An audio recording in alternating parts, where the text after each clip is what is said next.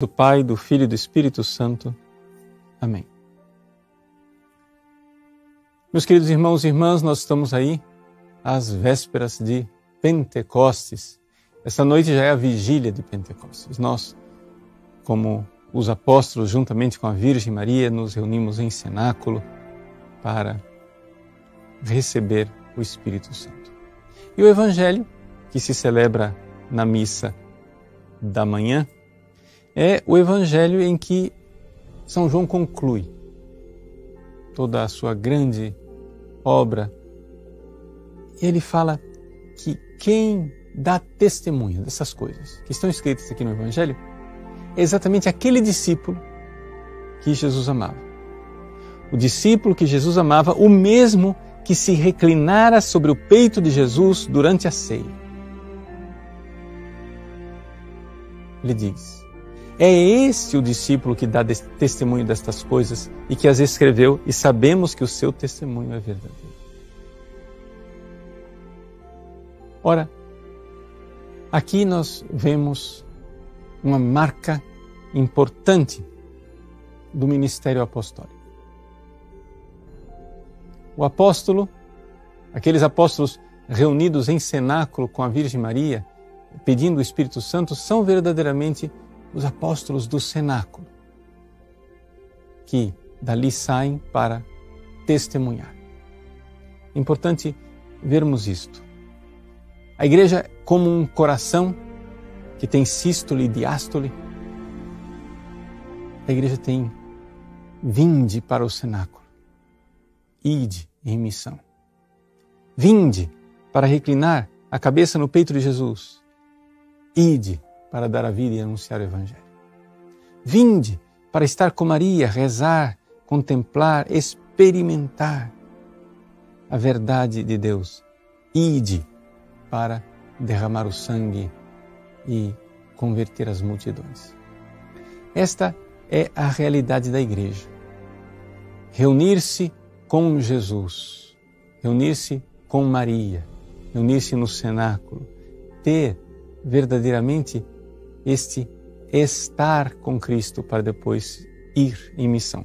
Esta é a verdadeira interpretação daquilo que se costuma dizer aqui na América Latina de discípulo missionário.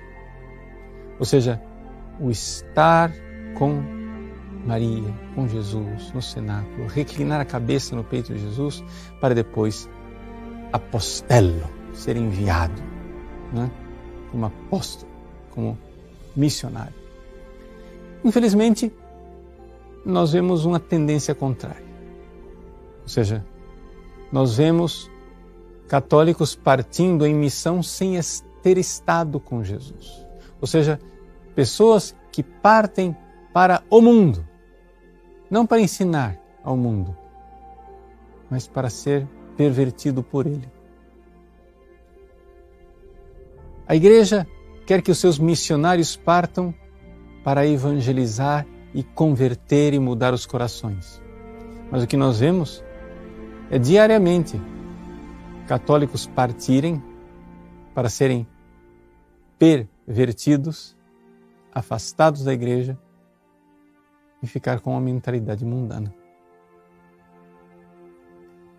Vejam, aqui nós temos uma realidade que não é como na aritmética.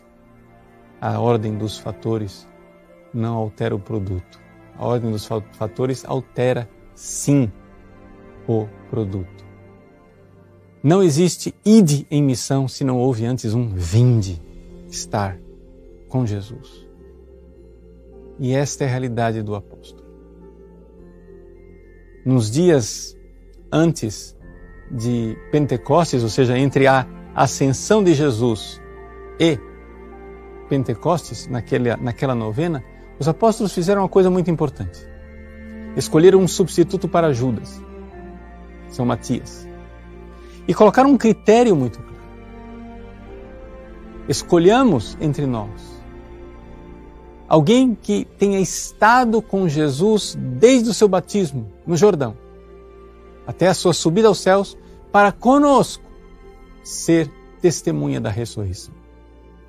O critério básico e fundamental para Matias ser apóstolo era ter estado com Jesus.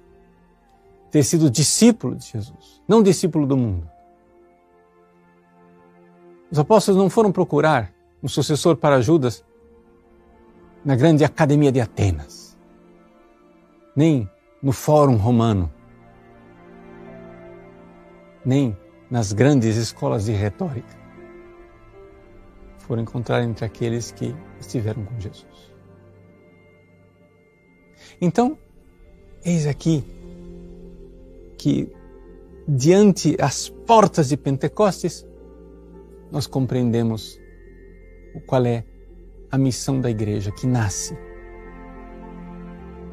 Nasce na manhã de Pentecostes, às 9 horas da manhã, aquele fogo, aquele tremor de terra, aquele testemunho apostólico, aquela parresia, bravura,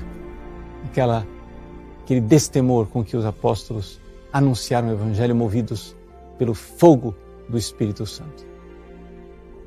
Eles saíram para testemunhar, para expandir a igreja. É assim que a igreja nasce, é assim que a igreja cresce. E este é o segredo da igreja. Esse é o nosso DNA. Essa é a nossa identidade. Que nesta vigília de Pentecostes, alcancemos de Deus, pela intercessão da Virgem Maria, a graça de mais uma vez reclinarmos nossa cabeça no peito de Jesus, para depois sairmos em missão. E então poderemos dizer, como o santo evangelista nos diz na sua primeira carta, aquilo que nós vimos, aquilo que era desde o princípio, o Verbo eterno, sim, mas aquilo que nós vimos, aquilo que nós ouvimos, aquilo que nós tocamos com as mãos, do Verbo eterno que se fez carne. É isto que vos anunciamos, para que tenhais comunhão conosco e a vossa alegria seja plena. Que Deus abençoe você. Um feliz e santo Pentecostes. Em nome do Pai, e do Filho e do Espírito Santo. Amém.